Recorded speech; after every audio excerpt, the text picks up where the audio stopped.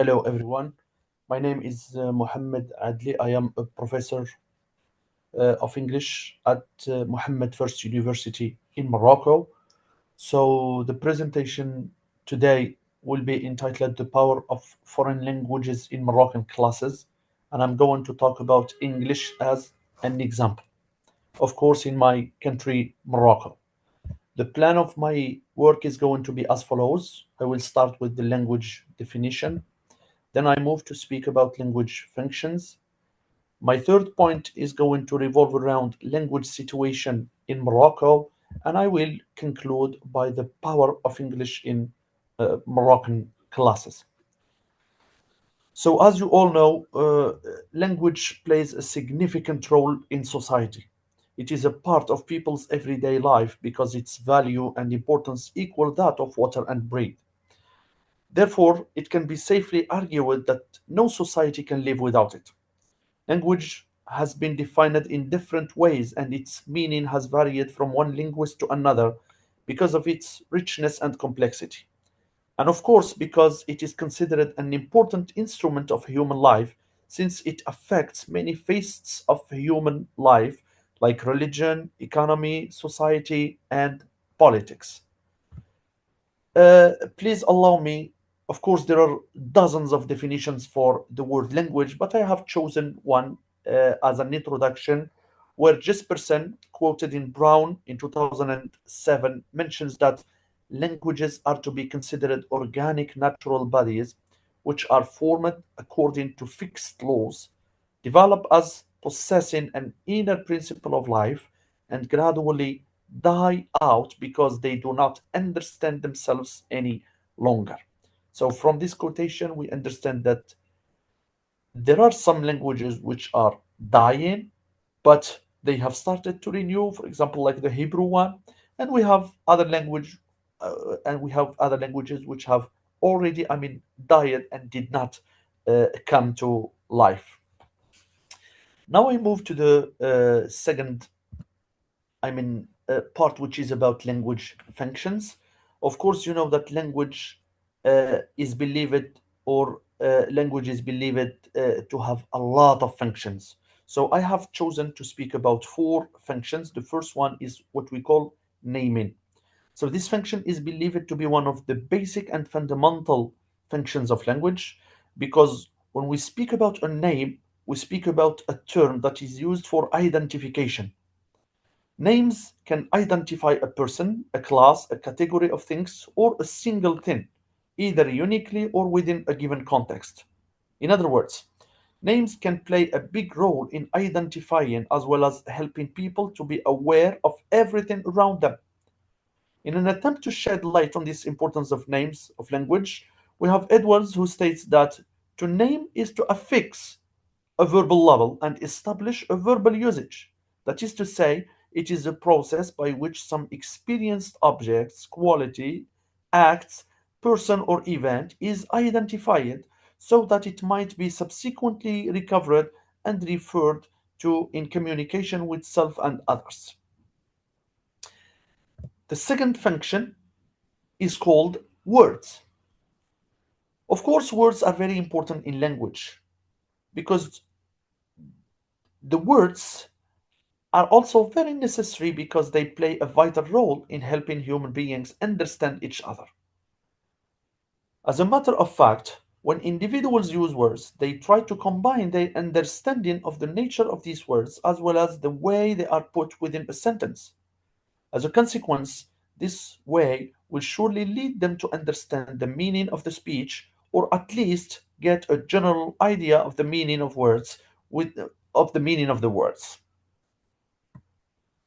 The third function is called transmission.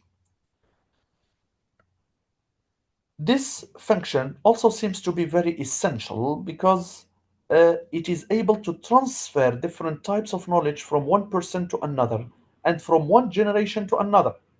This idea is also very clear and illustrated when we find Edwards, for example, implies that the major vehicle whereby we transmit, that is, impart or send or receive our actualized experiences, and by actualized experiences, we mean all sorts of knowledge in the form of definitions, concepts, descriptions, interpretations, as well as techniques, taboos, rules, or principles to others across space and time. That is to accomplish the transmission of these form from one individual, from one area, from one generation, from one year to another culture or a group of people. As for the fourth function of language, it has to be named facts. So this is the last function of language in my presentation. Uh, when we speak about facts, we know that language has a close relationship with facts. This can be clearly understood in the role of language when it plays the actions or experiences of human beings. More specifically, facts can be regarded as all those events and products that individuals use to perceive, realize, think, and evaluate things in their everyday environment. Now I move to speak about the linguistic situation in my country, Morocco. So in my country, in Morocco, we have a lot of languages. So I am going to give you just a quick idea about the linguistic situation in my country, and I'm going to start what we call Berber. And here, let me draw your attention that this is not barbar with B-A, something related to, savages, barbarians, jungle. No, this is Berber. So when we speak about Berbers, it is said to be Morocco's original and oldest language. This term was first used by Europeans to refer to the indigenous languages of Morocco and other parts of North Africa before the Arab conquest. In the past, Berber was believed to be an oral language that is used among a category of people who tend to identify themselves as being ethnically Berbers. However, in the following years, Berber has become an official language. Today, it is an official language in Morocco that is no longer just spoken, it is also written. It has a written form and acknowledged in all Moroccan administrations. The second language in Morocco is what we call Arabic, and here we can make the difference between what we call a dialect and a standard. So Arabic, it is the official language of Morocco. It has always been considered a language of prestige, but for the purpose of this part, I find it important to make the difference between the two types, dialect and standard. So I'm going to start with uh, what we call dialect or Moroccan Arabic. So to start with Moroccan Arabic, it can be safely confessed that it is the most widely spoken first language of Moroccans, and it is the mother tongue for over two-thirds of the Moroccan population, according to someone called El Amraoui in 2007. This is one of the linguists in Morocco. So, although it is not the country's official language, it's not an official language, it has been the medium of the instruction at school. It is mostly used among family members and in social contexts, but not in academic or professional communications. The second one is what we call Standard Arabic. So, Standard or Classical Arabic, on the other hand, is widely used in the practice of the Islamic religion as well as formal educational contexts.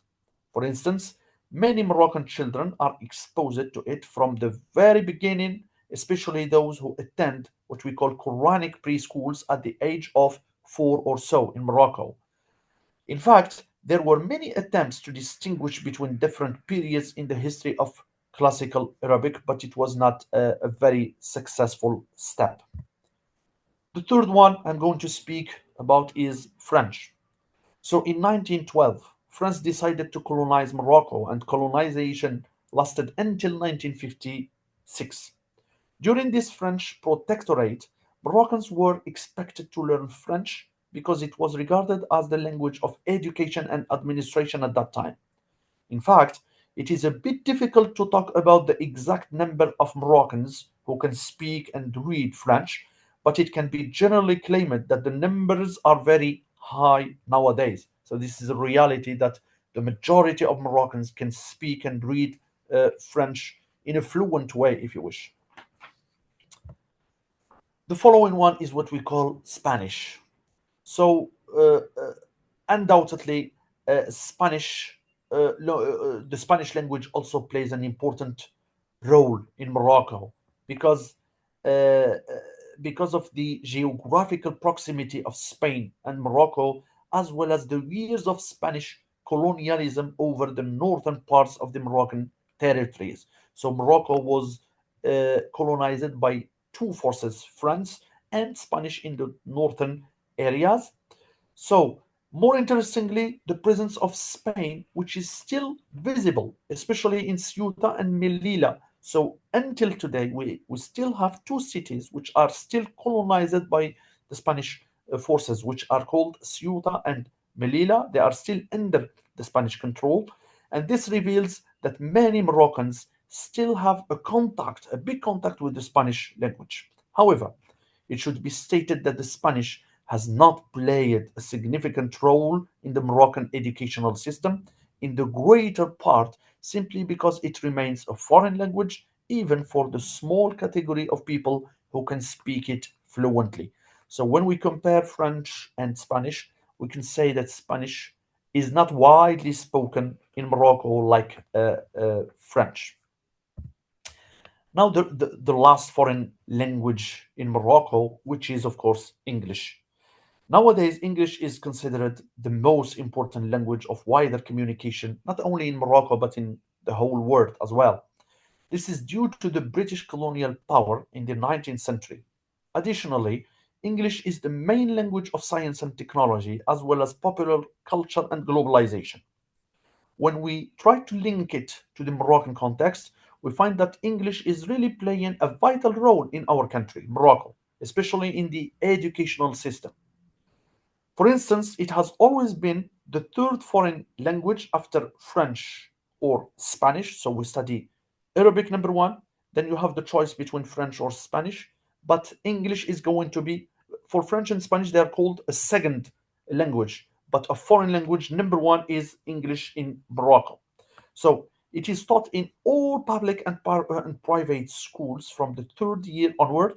Morocco has even one private English language university which is named Al Akhawain. It was founded in 1993 by King Hassan II and King Fahd of Saudi Arabia in Morocco, and its curriculum is based on the American educational model. It's still working up till today. Now we move to the fourth and last point of my presentation, which is the power of English in class. Let me tell you that English is very powerful in Morocco, number one, because it is considered as a lingua franca. So recently, a huge number of young Moroccans started to feel a strong desire to learn English for a variety of reasons. The first reason is that they look at English as a lingua franca. This means what? It means that English is widely spoken all over the globe and therefore it can be useful in several domains. The second one, most young individuals think that English has become a vital language in the world and even more useful than their native languages, such as Arabic or French, for instance, and therefore learning it will certainly yield positive consequences either in Morocco or elsewhere. So this is a little bit dangerous because sometimes we find people giving too much importance to English rather than their native languages because they think that learning English is going to give them a lot of positive advantages. The second one is that English has become a choice of employment. So, a close examination, in fact, of the educational system in Morocco reveals that English is truly considered a significant school subject. English is taught at the final year of middle schools and also at higher or secondary schools.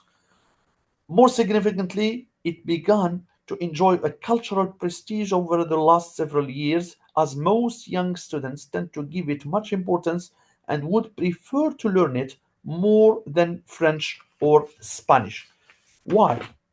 Because English for them tends to take advantage of the government support in different domains such as business, economy, tourism, and education.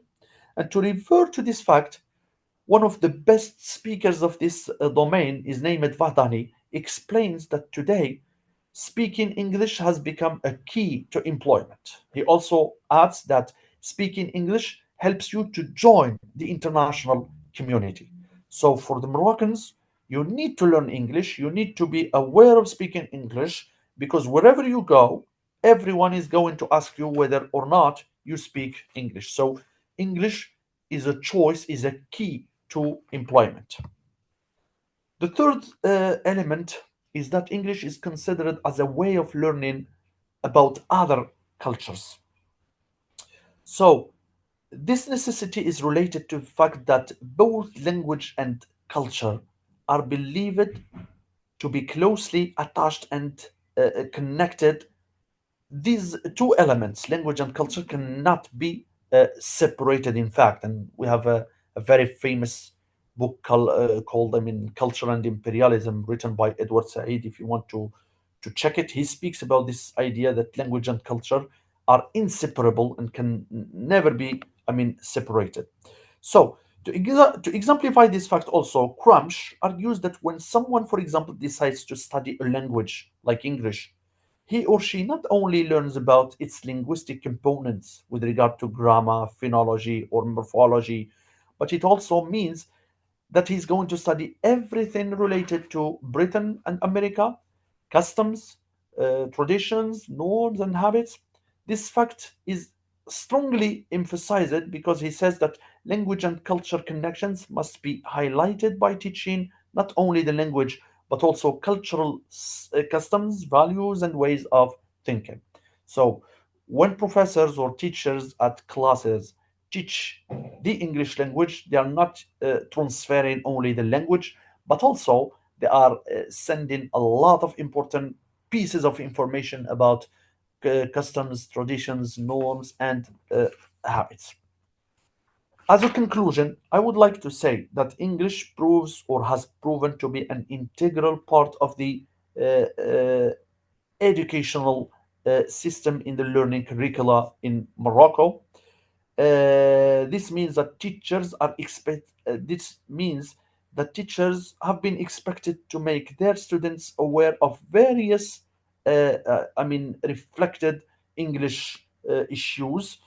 Uh, they are forced, I mean, to introduce topics of discussions when it is appropriate because their aim is to make their students globalize it and come across all the similarities and differences between their language, I mean, Moroccan ones or Standard Arabic if you want, and the target culture of British and American people.